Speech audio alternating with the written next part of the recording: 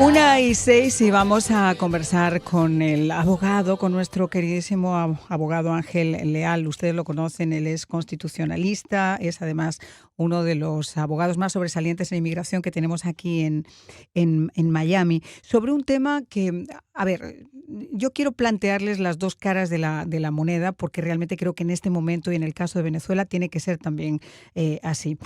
Ayer la Corte Suprema de Justicia tomó una decisión que podría cambiar el panorama migratorio en los Estados Unidos al permitir la expulsión de más de 500.000 inmigrantes de Cuba, de Haití, de Nicaragua y de Venezuela al revocar la extensión del estatus de libertad condicional humanitaria que les permitía permanecer temporalmente en este país. Yo sé que era un estatus temporal y que la administración podía, a través de esa orden presidencial, decir que no extendía ese plazo del estatus temporal. Esto es una victoria jurídica para quienes dentro de la administración del presidente Trump insisten en restablecer la soberanía migratoria, en reforzar la seguridad fronteriza, en terminar con los atajos que erosionan nuestro sistema legal de inmigración después del desastre de estos últimos 4 años, donde ni se sabe, creo que está entre los 12 y los 14 millones de indocumentados que llegaron a este país, muchos de ellos sin que sepamos quiénes son. Por esa parte, vamos por ahí. Pero esta decisión, señores, y en esta semana en particular, que yo desde este micrófono he tenido que hablar de la represión violenta con los secuestros de Guanipa, de otra de las asesoras de María Corina, las amenazas de Diosdado Cabello, la represión contra la gente de a pie. Yo me cuestiono y me pregunto si este es el mejor momento para no extenderle ese permiso de estar en los Estados Unidos a una comunidad como la venezolana. Una comunidad que, por cierto, y aquí hago un inciso también, yo soy española. Después de la guerra civil, si hubo un país receptor de inmigrantes, de gente que huía de la guerra, de gente que huía de otros países, fue precisamente Venezuela. Es un país hecho también por inmigrantes y es un país que a través de los años lo que ha demostrado aquí en Estados Unidos es ser trabajador, acatarse a las reglas, expandir la cultura y crear un mosaico multicultural precioso frente a, obviamente, esas manzanas podridas del Tren de Aragua, que fueron los que pusieron también el nombre de Venezuela tristemente en los titulares.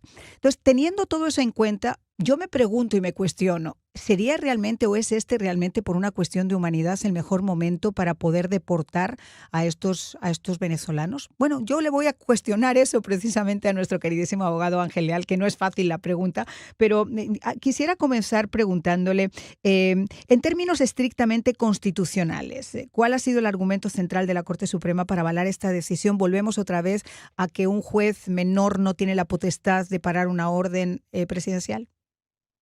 Hola, muchísimas gracias por el Un recibimiento antes placer. de todo y humildemente me uno a su comentario. Tiene toda la razón.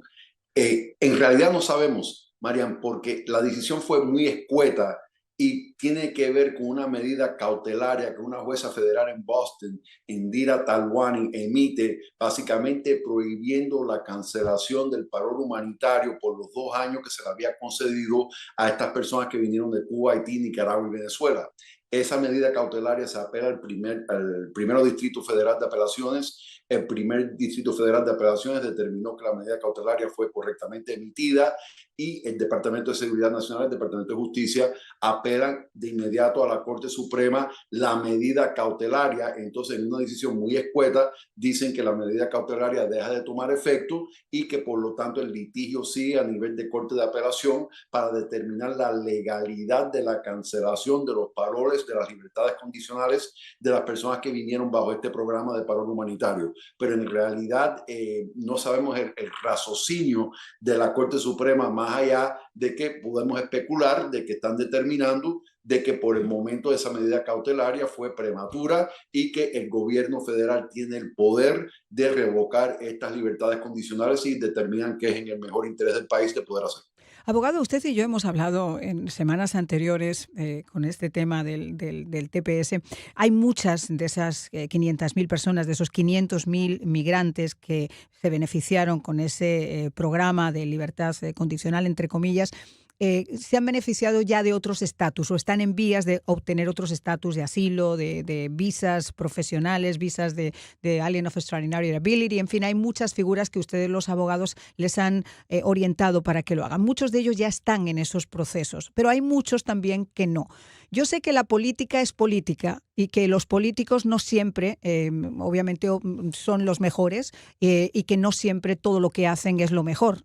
A veces hay que pegarles también tirones de las orejas. A mí me impresiona, por ejemplo, que tengamos al secretario de Estado, Marco Rubio, al que admiro muchas cosas, hablando de endurecer las posturas al régimen de Maduro, por ejemplo, y que no se contemple que enviar a estos venezolanos a Venezuela en este momento tan preciso y de Estados Unidos es una puñalada trapera, hablando mal y pronto. Esta orden significaría que pueden ser deportados de inmediato los que no están acogidos ahora a cualquier otro beneficio.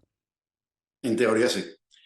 Básicamente esto permite que entre en vigor un aviso que se publica en la Gaceta Federal el 25 de marzo de 2025, eliminando el parol humanitario con fecha del 24 de abril del 25. Es decir, que aquellas personas que gozaban de esta libertad condicional por 2 años, a no ser que ya se le había terminado el plazo de los 2 años, quedan sin esta libertad condicional con este parol el 24 de abril del 25 y ahora esta medida toma efecto.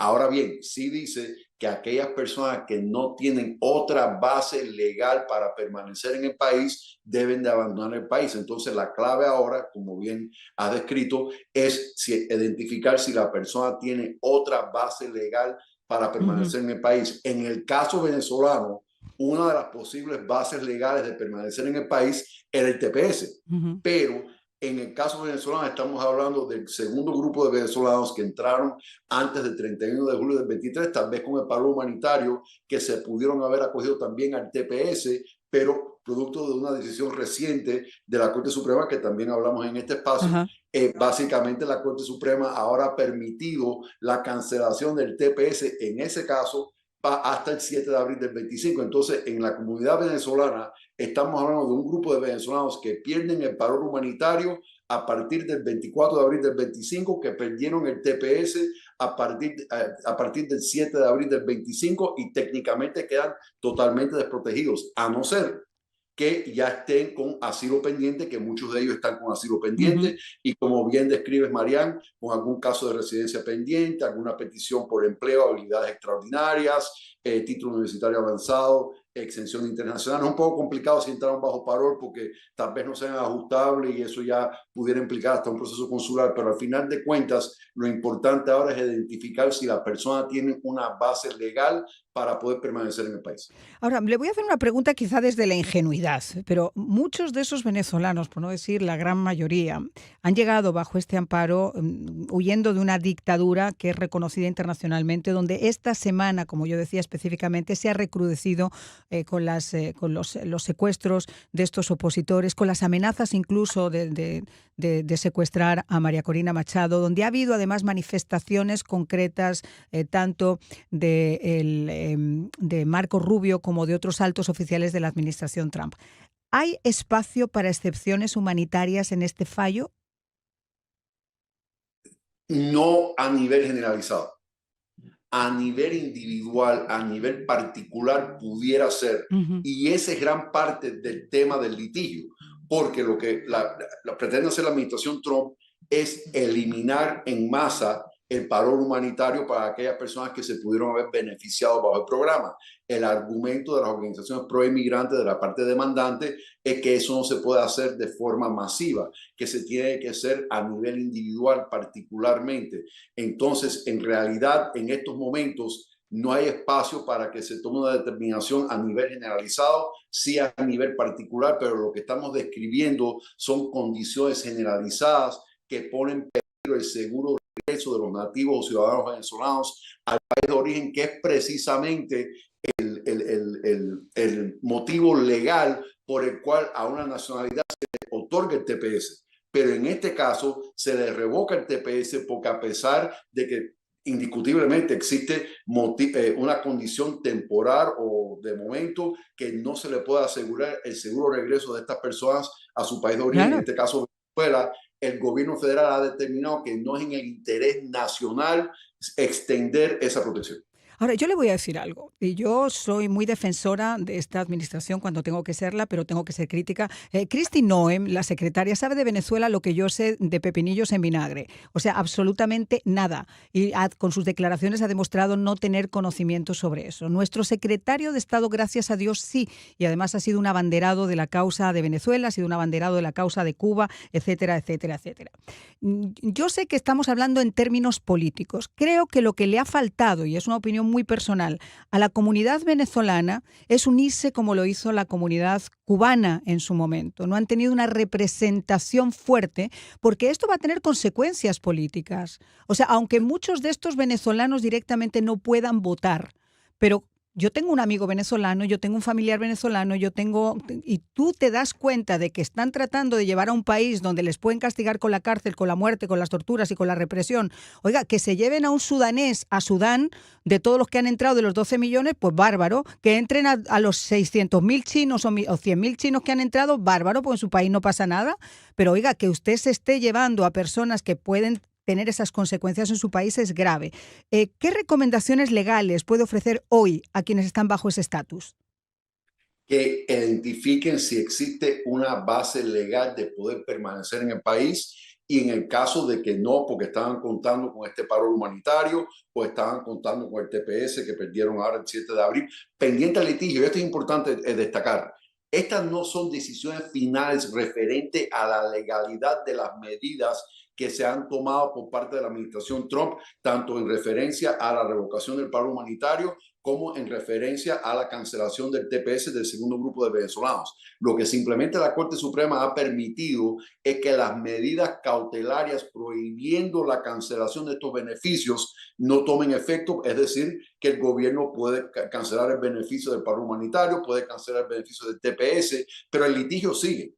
Y todavía cabe la posibilidad que al final de cuentas, cuando el litigio termine a nivel de Corte Federal, a nivel de Corte de Apelación Federal, que se pudiera determinar que la revocación del TPS no fue legal, que se pudiera determinar que la revocación del paro humanitario no fue legal. Mientras tanto, definitivamente corren peligro porque han perdido esa protección temporalmente en lo que el litigio avanza, pero tampoco es el momento de perder la calma, no es el momento de desesperarse, no tomar decisiones precipitadamente, Exacto. evaluar su caso, ver si está ya a nivel de Corte de Inmigración, si califica para un asilo, tal vez califica para una retención de remoción por probabilidades de persecución, tal vez califica para una protección bajo la Convención en contra de la tortura, tal vez hay la posibilidad de una petición por empleo, aunque tal vez eso es consular. O sea, en fin, evaluar su caso para obedecer lo que dice el aviso de la Gaceta Federal, esa base legal que pudiera permitir que usted permanezca en el país. Y además me encanta lo que está diciendo abogado porque, por ejemplo, cuando Grenell hizo declaraciones diciendo que quizás se podría extender de forma temporal la licencia a Chevron, eso no duró ni 10 minutos. Inmediatamente el secretario de Estado dijo, bajo ningún concepto no se van a dar balones de oxígeno a un régimen que reprime. Quizá estamos en un momento donde ese mismo lobby que hicieron los congresistas cubanoamericanos nuestros en Washington para frenar esto de Chevron, porque no crean ustedes que esto fue simplemente una decisión de la administración o de la señora Noem. No, nuestros congresistas llegaron y dijeron, oye, en 2 años tenemos elecciones. Y estas elecciones que nosotros vamos a tener regionales puede tener un peso enorme y ustedes pueden perder mucho y se pueden perder 3 asientos o 4 asientos en el Senado y en la Cámara. Así que pónganse las pilas con esto y cambiaron y de la noche a la mañana no hubo más extensiones y esta administración volvió otra vez a decir que no va a dar balones de oxígeno al régimen. Quizá esto es algo que con ese mismo lobby de nuestros congresistas y lo que ya tienen en marcha, se puede llegar a avanzar en un proyecto especial para los venezolanos en este momento, como usted dice, para que no haya una derogación inmediata. O sea, hay muchas cosas que pueden llegar a pasar. Ahora, lo más interesante que le quería comentar es que parece que nos escucharon a usted y a mí la última vez cuando yo hacía una advertencia de que tuvieran mucho cuidado las personas que nos escuchan en manos de quién caen. Y esto, como les digo, no son comerciales pagados, pero llevo muchos años detrás de este micrófono y cada vez que ocurre una cosa como esta hay mucho desalmado que utiliza la necesidad y que utiliza obviamente el miedo y se aprovechan de muchos de ustedes. Por favor, si usted tiene que hacer alguna pregunta de término legal, si tiene que acoger un término legal. El otro día el gobernador Ron DeSantis impuso multas aquí y además multas muy severas a todos esas personas que se toman atribuciones de abogados para decirles que les pueden solicitar o que les pueden ayudar con sus procesos migratorios. Un notario no es un abogado. Esto es importantísimo que ustedes lo tengan en cuenta. Un notario no es un abogado y si usted quiere realmente resolver su asunto migratorio, y perdóneme que le ponga de ejemplo, abogado, tiene que ir a abogados, por ejemplo, como el doctor Leal, que llevan años en este país y en esta ciudad y tienen una credibilidad que es totalmente notable. Hágalo, por favor, de manos de abogado. No caiga encima todavía en malas manos. Abogado, ¿le parece si abrimos líneas para que podamos contestar algunas preguntas de nuestros oyentes? Sí, cómo no, claro que sí, Marian, con mucho gusto. Bueno, el número de teléfono que ustedes saben es el 305-410-1040, 305-410-1040. Vamos a aprovechar, vamos a abrir líneas, tienen ustedes a su disposición al doctor Leal por si ustedes le quieren hacer alguna de esas preguntas. En un momento donde no está todo perdido, como nos advertía el doctor Leal, aún hay varias opciones que se pueden llegar a hacer. El tema, perdón. Me están hablando por el interno. Alex, me dicen que ya está Alex en la línea. Alex, ¿cómo estás? Buenas tardes. Bueno, buenas tardes, Maylin. ¿A quién tienes ahí? ¿Al abogado? Es el abogado Leal. Ok, Ángel Leal. Está bien. Mira, te iba a decir algo, Maylin, a mi querida Catherine Zeta yo. Mira, los precios, ni aunque Trump ponga la gasolina a 1.50, los precios van a bajar. Yo conversé en estos días con una manager de... Mira, estamos hablando de inmigración. Disculpa que te interrumpa, pero si es un tema de inmigración, con mucho gusto, pero tenemos al abogado para responder preguntas de inmigración, Alex. Bueno, gracias por llamar. Joandra, ¿cómo estás? Buenas tardes. Buenas tardes, Marian, y buenas tardes al abogado.